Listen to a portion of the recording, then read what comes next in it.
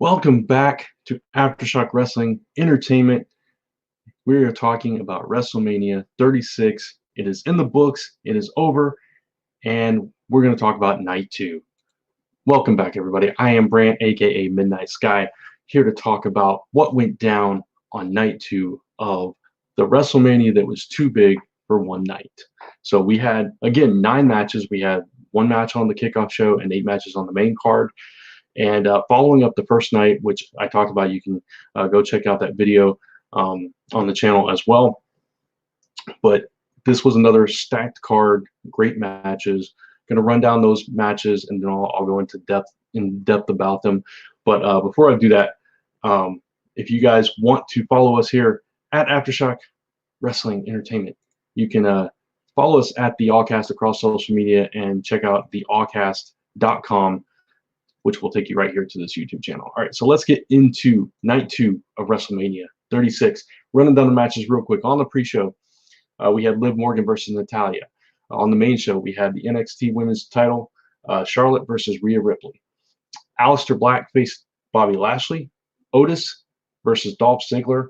Edge versus Randy Orton in a last man standing match. The Street Profits defending the Raw Tag Team titles against Angel Garza and Austin Theory with Selena Vega in their corner. 5-way women's title match, Smackdown women's title match between Bayley, Sasha, Tamina, Naomi, and Lacey Evans. John Cena versus The Fiend in a Firefly Funhouse match. And to cap off the show, Brock Lesnar defending the WWE title against Drew McIntyre. So let's get into these matches. Pre-show, Liv Morgan, Natalya, the one show on the kickoff this time. And these two are no strangers to each other, right? Going back to the day of the Riot Squad and the attack on Natalya, the focus on Natalya for a while, so these two are no strangers. Back and forth match. Natalya tried to get submissions left and right, but Liv Morgan picks up the victory, pulls off one, and Natalya is not happy about it. And Liv is on the rise. I think it's taken Liv a long time to get there solo, and she's finally kind of coming into her own. She's putting it all together, and this was a great showing for her. So happy for Liv Morgan on this one. And then staying with the women's action to kick off the show, the main show, this second night of WrestleMania, we had Rhea Ripley defending the NXT women's title against the Queen. Woo! Charlotte Flair. That was a terrible woo. But anyway, this was a heck of a match. And this, for an opening match, you couldn't be more perfect. This match went on for, I swear it was like 45 minutes. It was a very long match. And I was like, man, they're not going to fit this in 3 hours with this match being this long. They didn't. It was about 3.5 hours. But yeah, this match was off the charts good. It was so good. Rhea was holding her own at every turn. Charlotte working on that leg like she does, like her father before her. Tried and true strategy, and she took it to Rhea, but Rhea would not give in, would not give up, kept fighting back, gave Flair as much as she got, but in the end, it was the figure 8 that crowned the Queen, the new NXT Women's Champion. And I was disappointed by this. I really wanted Rhea Ripley to win. I wanted her to have her WrestleMania moment, and I wanted her to beat Charlotte Flair. But you know, there's probably a rematch down the road, hopefully in front of a live audience, and we can feel that reaction too, because this match deserved it. Very, very good match. So moving on, we had Aleister Black versus Bobby Lashley with Lana in his corner, of course. Don't really know why this match happened. It's just kind of there. It was interesting because Bobby was kind of dominating. And he had Aleister Black dead to rights. He had him up in the shoulder, on the shoulder. He was about to do that. I forget what he calls that move, but where he has you on your back and flips you over and lands you on your face.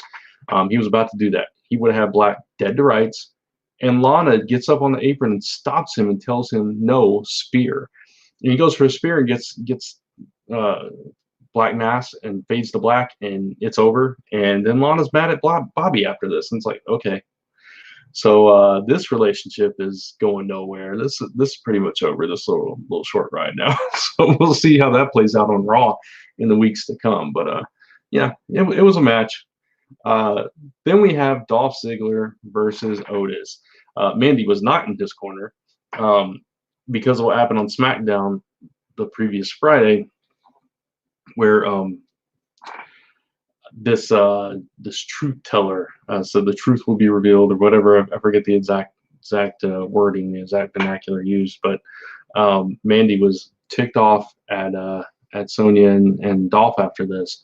And so for this whole match, Sonya is in Dolph's corner, and Otis is coming close to winning. He gets hit with a super kick early on, falls out of the ring, luckily.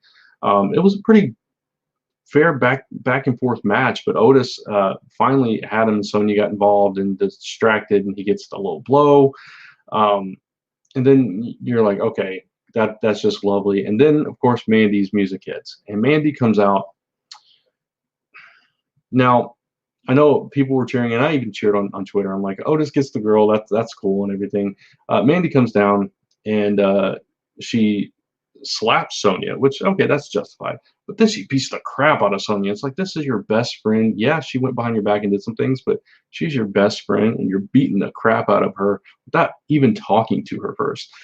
It was a little drastic, I'd say. And then she jumps in, and the guy she's been dating just hits him with a low blow, and then that would be fine. Okay, so she got her revenge and everything, but then she jumps in Otis's arms and kisses him, and it's like, you still haven't even been on a date yet. What do you kiss him for? It was a little much, a little extra, but it was fine. It was whatever. So we'll see how that goes forward.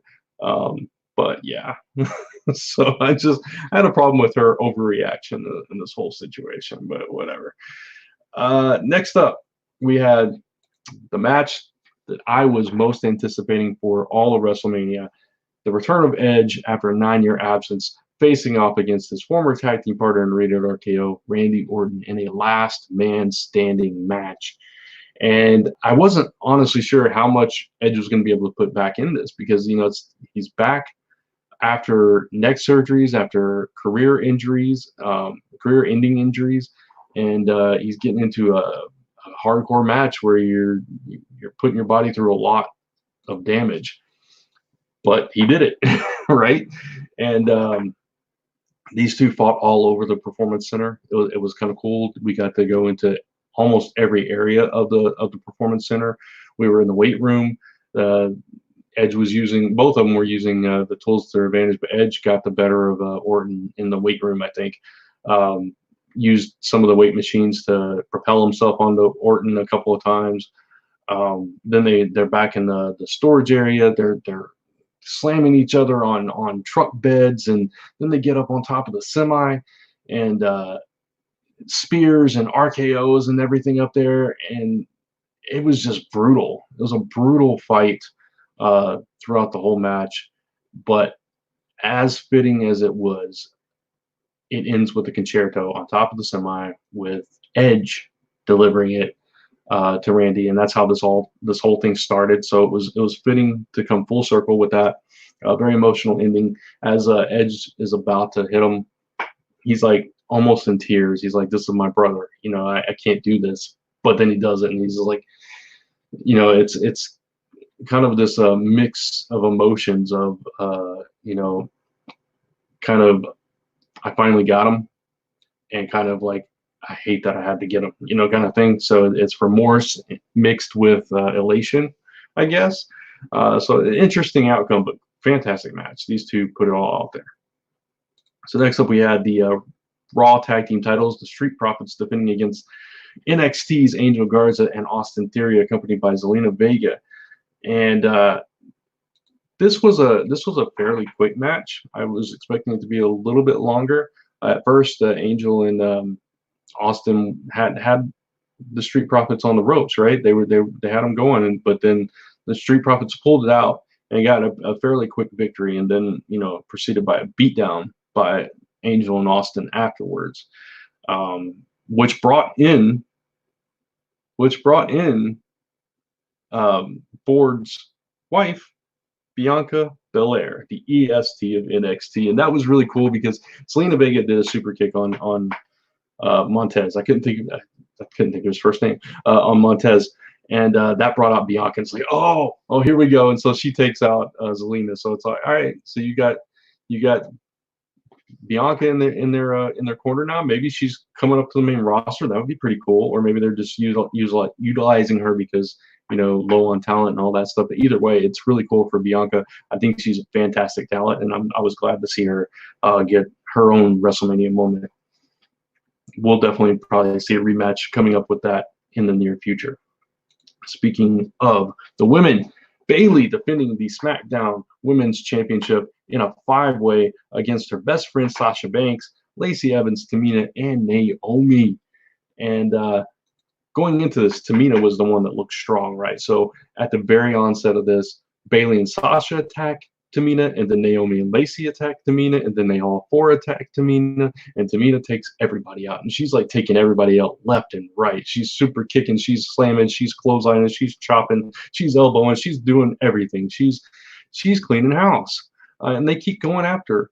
And eventually, they finally, all four get the best of her. They do all four of them do moves off the top rope to take her out, and finally pin her. All four of them pile up on top of her, and then it's 2-on-2 basically, right? You got Sasha and Bayley teaming up. So Lacey and Naomi for the most part tried to team up too, but there was divide and conquer. Bayley and Naomi had it. I mean, Bayley and Sasha had it. And then you had a little bit of dissension in the middle of the match. It's like, okay, you have Tamina, Naomi, and Sasha standing there, and I think this would have gotten a bigger. I think it would have gotten a pop if there had been a crowd. It fell a little flat because there wasn't a crowd here.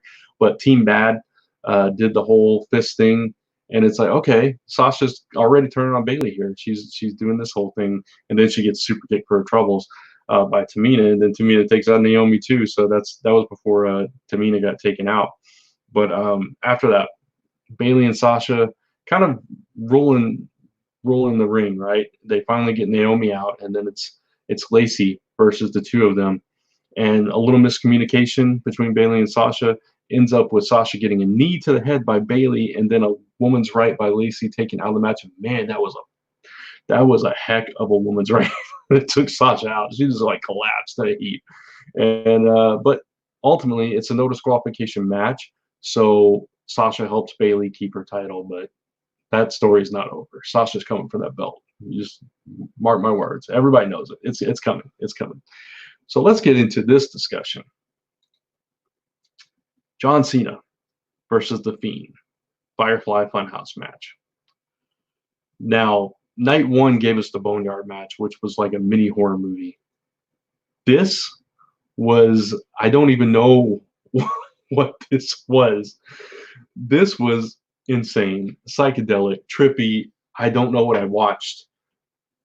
John Cena comes out on stage, and of course John Cena's a goofball, right? He's doing his goofy thing, like looking around like, I can't talk to the crowd. So he stops and goes, welcome to WrestleMania, and then everything just changes. It shifts to different versions of Vince McMahon throughout the year saying, welcome to WrestleMania. And then all of a sudden, we're in the Funhouse, and we're with Bray. And Bray's talking to John, and he walks out the door, and it says, putting a play on the old Latin phrase. I think it was Latin, but abandon all hope, all ye that enter here. Only this one that said all ye that exit here. So Bray Wyatt goes to the door, and all of a sudden John Cena appears in the Funhouse, and it's like he doesn't know where he's at. Honestly, his acting could have been a little bit better throughout this whole segment, but it was okay. He's in the Funhouse, and Rambling Rabbit tells him where Bray went, so he goes out the door. He abandons all hope and goes through the door, and all of a sudden, I don't know what happens here, but all of a sudden, John Cena is basically a puppet, and he's not in control of anything. And Bray Wyatt is Kurt Angle, and he's calling out John Cena, and John Cena, present day John Cena, comes out in those short tights, and he's like looking at himself like, what the heck am I wearing?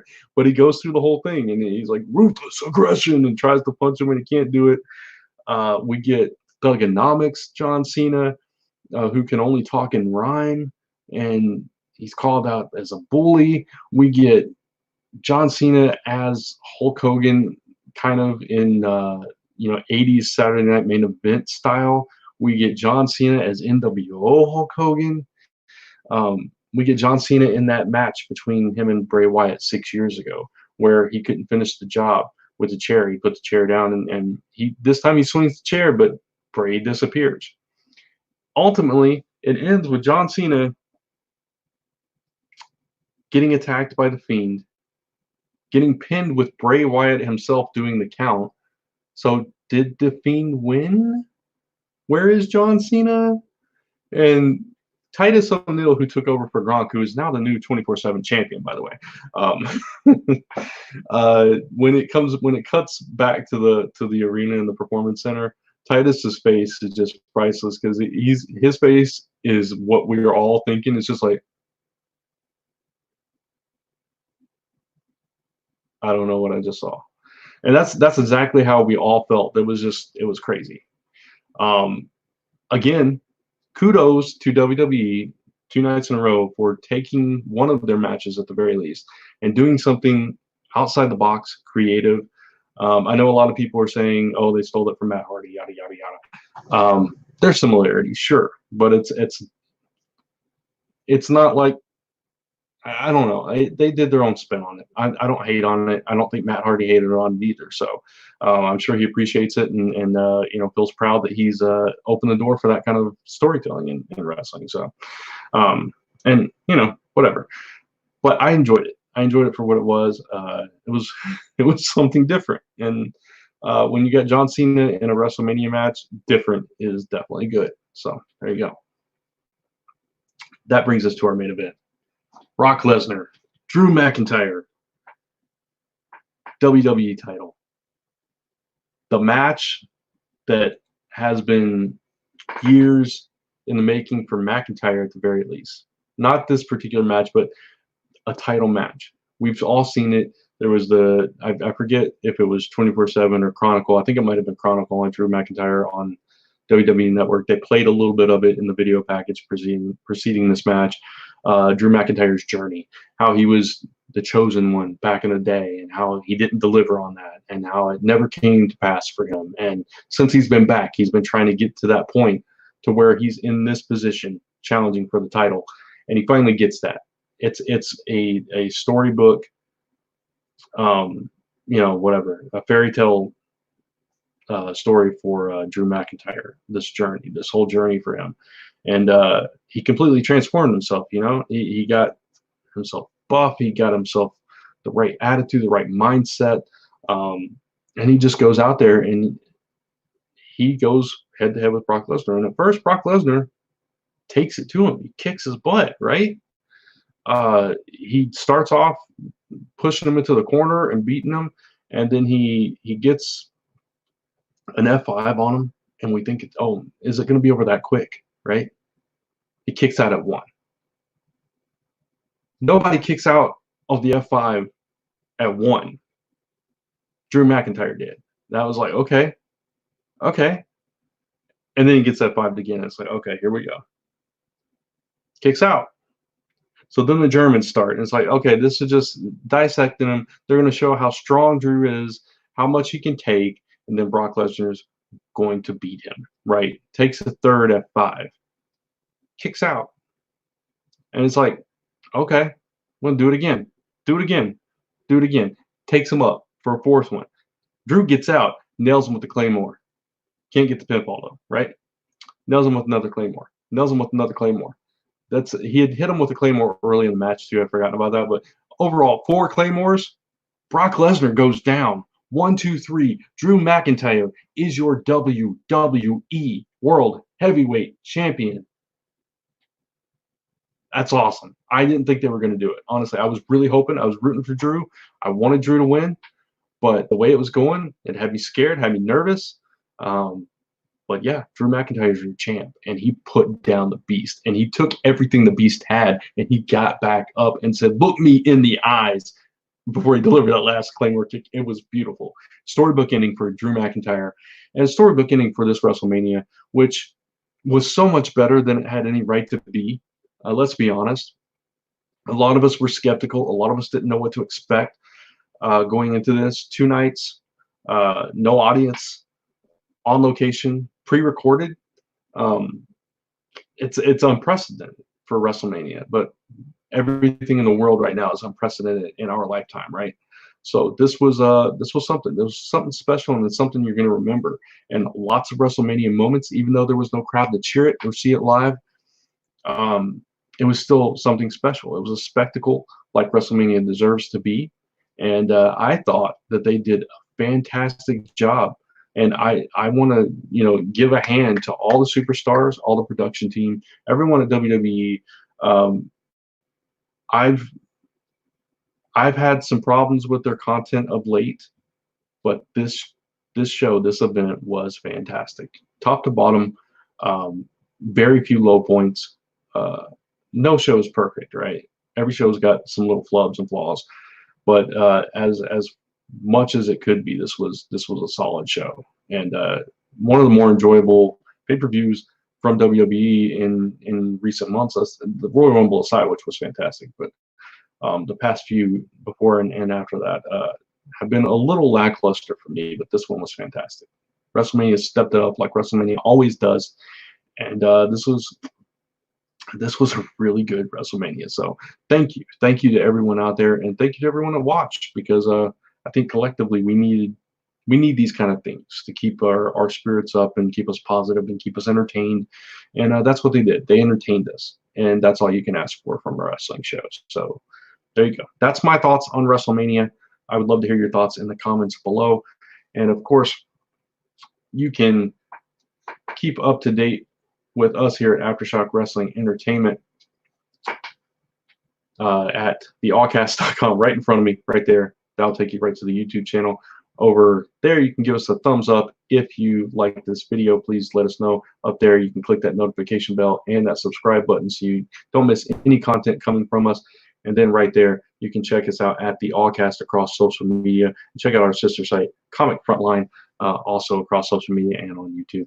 And we cover a lot of AEW stuff. I'm starting to cover more WWE stuff. We're covering wrestling. We're going to eventually put together a podcast, wrestling-centric podcast as well, talking about all kinds of content. So stay tuned for that. And thank you so much for everyone that's watched this and that's followed along with me on Twitter as I was live tweeting each match this weekend. I appreciate all the likes and the shares and the interaction there, so I appreciate it. And thank you for watching, and take care.